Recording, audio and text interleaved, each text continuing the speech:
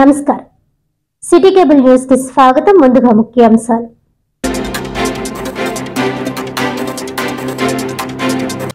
కాకినాడ జిల్లా కలెక్టర్ షాన్ మోహన్ సగిలి పిలుపు మేరకు జగ్గంపేటలో ప్రభుత్వ ఉద్యోగుల రక్తదాన శిబిరం।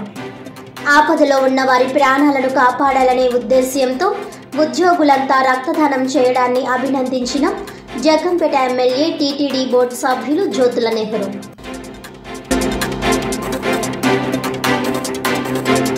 వక్ఫ్ సవరణ బిల్లు 2025 చట్టంపై రేడియో అలా 90.8 FM మరియు గాంధీ భవన్ సంయుక్తంగా చర్చా వేదిక।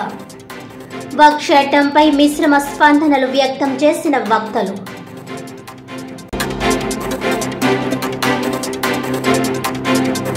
రాష్ట్రానికి వస్తున్న వివిధ కంపెనీలపై వైసీపీ నాయకులు దుష్ప్రచారం చేయడం తగదు। కంపెనీలను అడ్డుకునే చర్యలకు పాల్పడే వైసీపీ నాయకులను ఎగరవేసి కొడతామంటూ తీవ్ర స్థాయిలో హెచ్చరించిన కాకినాడ రూరల్ ఎమ్మెల్యే పంతం నానాజీ।